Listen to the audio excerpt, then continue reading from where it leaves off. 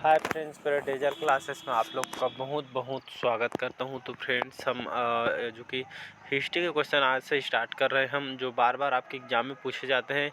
अलग अलग एग्जामों, चाहे एसएससी, पीएससी, यूपीएससी, चाहे कोई भी एग्ज़ाम हो आपका, स्टेट का हो चाहे सेंट्रल गवर्नमेंट। तो यहाँ पे दिल्ली सल्तनत से जो कि बार बार यहाँ पे क्वेश्चन पूछे जाते हैं, उन्हीं क्वेश्चन को कराऊंगा जो आपके एग्ज़ाम में डायरेक्ट पूछे जाते हैं। अगर चैनल में नए होंगे, चैनल को सब्सक्राइब करके रख लीजिएगा ताकि आप तक नोटिफिकेशन डेली बेस पे पहुँच पाए, और बेल आइकन को ऑन करके रखिएगा। तो यहाँ पे इम्पोर्टेंट क्वेश्चन कराऊंगा जो अक्सर बार बार अलग अलग एग्जामों में रिपीट किया जाता है। तो यहाँ से आपके क्वेश्चन भी प्रीवियस ईयर में पूछे जाएंगे, उसको यहाँ पे इंक्लूड किया गया है। तो स्टार्ट करते हैं आज के सेशन, और यहाँ पे इम्पोर्टेंट क्वेश्चन कवर करेंगे।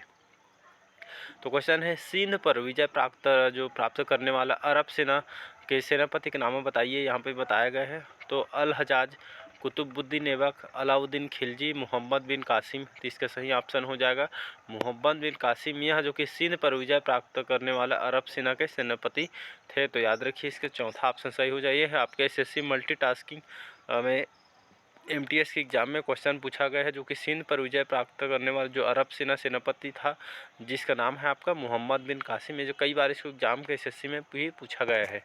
अगला क्वेश्चन देखते हैं, सुल्तान महमूद कहाँ का शासक था। तो पारस, गजनी, लाहौर, अरब। तो इसका सही ऑप्शन हो जाएगा दूसरा ऑप्शन गजनी। याद रखिए, तो सुल्तान महमूद कहाँ का शासक था, तो आपका गजनी का निवासी था। आपके एसएससी सीजीएल टीयर 1 में क्वेश्चन है, तो इसका बी ऑप्शन याद रखिए, सेकंड ऑप्शन सुल्तान महमूद आपका गजनी का प्रमुख शासक था।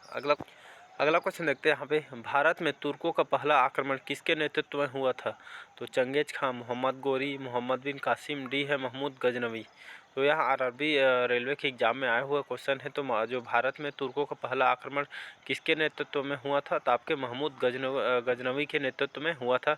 तो चौथा इसका सही ऑप्शन हो जाएगा। अगला क्वेश्चन देखते हैं, महमूद गजनवी ने खालिस्तान में अपने पहले आक्रमण हिंदुस्तानी राजतंत्र पर पहला करते हुए जयपाल को पराजित किया था।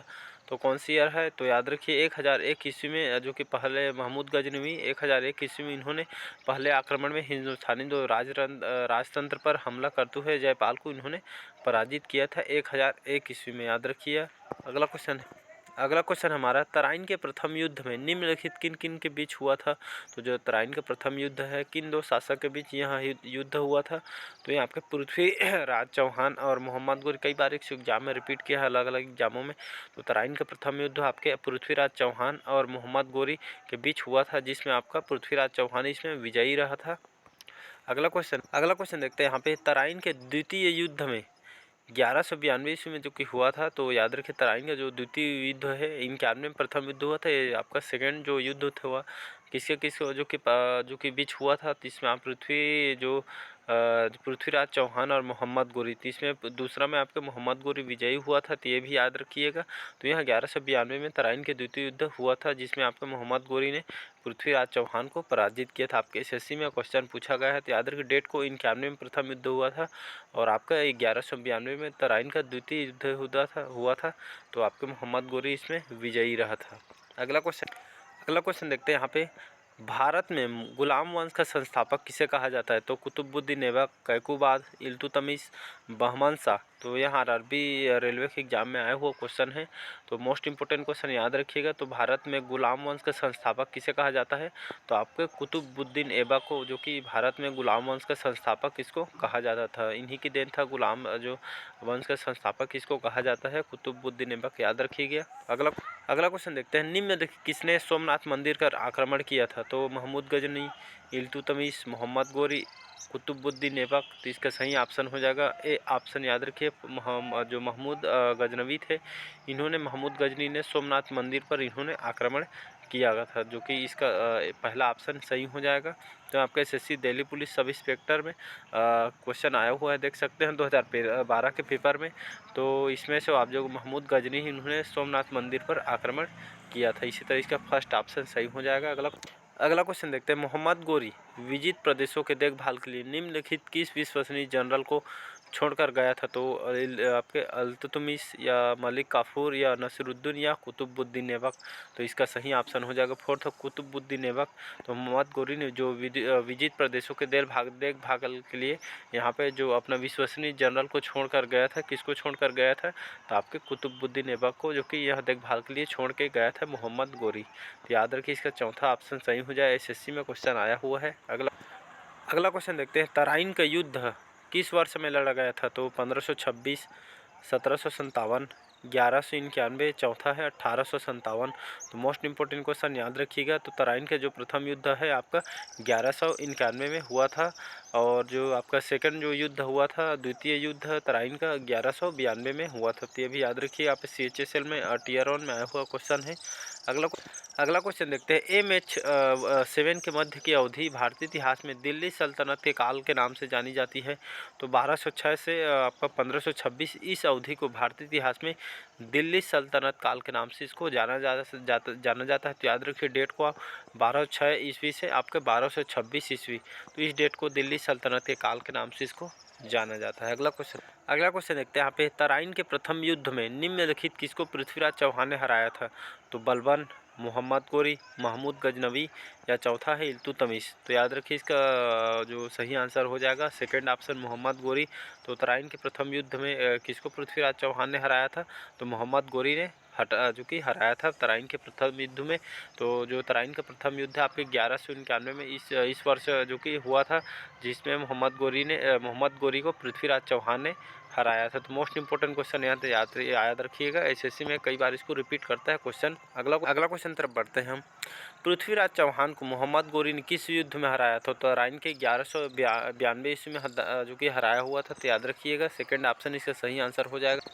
अगला क्वेश्चन देखते हैं, दिल्ली सुल्तान का जो शासन कब प्रारंभ हुआ था, तो डेट को याद रखिए 1206 में दिल्ली सुल्तान का जो कि शासन प्रारंभ हुआ था 1206 से। तो याद रखिए इसका सेकंड ऑप्शन सही हो जाएगा। अगला क्वेश्चन है, मोस्ट इंपॉर्टेंट क्वेश्चन है, दिल्ली शहर की स्थापना किसने किया था, तो खिलजी वंश, लोधी वंश, तोमर वंश या तुगलक वंश। तो दिल्ली शहर की स्थापना आपके तोमर वंश ने की थी। तो याद रखिए इसका थर्ड ऑप्शन सही, तो इसका सही ऑप्शन हो जाएगा तोमर वंश। याद रखिए दिल्ली शहर के जो कि तोमर वंश ने दिल्ली शहर की स्थापना इन्होंने किया है। यहाँ पे जितने भी क्वेश्चन कराया जा रहा है, मोस्ट इंपॉर्टेंट क्वेश्चन कराया जा रहा है, जो आपके एग्जाम में पूछे जा सकते हैं कि बैक टू बैक बहुत सारे एग्जाम आने वाले हैं, वैकेंसी भी आने वाली है, इसलिए जितना भी क्वेश्चन कराया जा रहा है इंपॉर्टेंट क्वेश्चन कराया जा रहा है, जो आपके एग्जाम में पूछे, जो कि बार बार क्वेश्चन रिपीट होता है। बार बार क्वेश्चन एग्जाम में इसलिए रिपीट किया जाता है, जो आप लोग गलत करके आए होते हैं, इसलिए एग्जाम में बार बार उसी क्वेश्चन को रिपीट किया जाता है। तो इसका थर्ड ऑप्शन सही हो जाएगा। अगला क्वेश्चन देखते हैं, किस तुर्की शासक ने भारत में 1000 से लेकर 1026 तक इसके बीच यहाँ पे 14 बार आक्रमण किया था। तो महमूद गजनवी वह शासक था जिन्होंने, यह तुर्की शासक ने जो कि भारत में 1000 से लेकर 1026 ईस्वी के बीच 14 बार इन्होंने आक्रमण किया था, महमूद गजनवी ने। तो मोस्ट इंपॉर्टेंट क्वेश्चन याद रखिएगा, इसका फर्स्ट ऑप्शन सही हो जाएगा। कई ठो एग्जाम में इसको पूछा गया है, SSC, CPO, SI, ASI, इस अलग अलग एग्जामों में इसको क्वेश्चन को पूछा गया है। अगला क्वेश्चन देखते हैं, मोस्ट इंपॉर्टेंट क्वेश्चन है आपके, दिल्ली का पहला मुस्लिम शासक कौन था, तो अकबर, शाहजहां, कुतुबुद्दीन ऐबक या चौथा है अलाउद्दीन खिलजी। तो इसका सही ऑप्शन हो जाएगा कुतुबुद्दीन ऐबक वह शासक था जो दिल्ली के पहला मुस्लिम शासक था। तो इसका थर्ड ऑप्शन सही हो जाएगा। आपके SSC में अलग अलग एग्जामों में क्वेश्चन को पूछा भी गया है। तो कुतुबुद्दीन जो ऐबक थे, जो दिल्ली का पहला मुस्लिम शासक था। तो इसका थर्ड ऑप्शन याद रखिए। अगला क्वेश्चन देखते हैं, दिल्ली सल्तनत की राजकीय जो भाषा थी कौन सी थी, तो आपका उर्दू, अरबी, फारसी, हिंदी। तो इसका सही ऑप्शन हो जाएगा थर्ड ऑप्शन फारसी। याद रखिए, तो दिल्ली सल्तनत की जो राजकीय भाषा आपकी फारसी लैंग्वेज थी। तो याद रखिए एग्जाम में अलग अलग एग्जामों में क्वेश्चन, आपके CGL में भी क्वेश्चन पूछा है। तो दिल्ली सल्तनत की जो राजकीय भाषा कौन सी थी, तो फारसी लैंग्वेज थी। याद रखिए इसका थर्ड ऑप्शन सही हो जाएगा।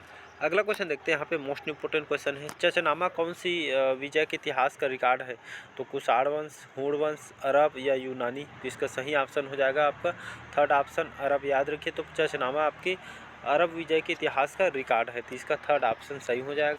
अगला क्वेश्चन देखते हैं, निम्नलिखित किसमें भारत के संबंध में अलबरूनी का वृतांत है, तो चचनामा, तारीख़-ए-यामनी या आपके फुतुह-उस-सलातीन या चौथा है किताब उल हिंद तो इसका सही ऑप्शन हो जाएगा किताब उल हिंद। इसमें आपके भारत के संबंध में अल-बरूनी का वृतांत, इसका जीवनी के बारे में इसको बताया गया है। याद रखिए, इसमें भारत के समय अल-बरूनी के वृतांत के बारे में बताया गया है, जिस किताब का नाम है किताब उल हिंद। याद रखिए नाम को, अक्सर एग्जाम में रिपीट करता है।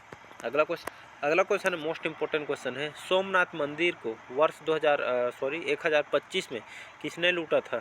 तो आपके गजनी के Mahmood, Genghis Khan, Mohammad Ghori, Taimur lung. तो इसका सही ऑप्शन हो जाएगा महमूद गजनी।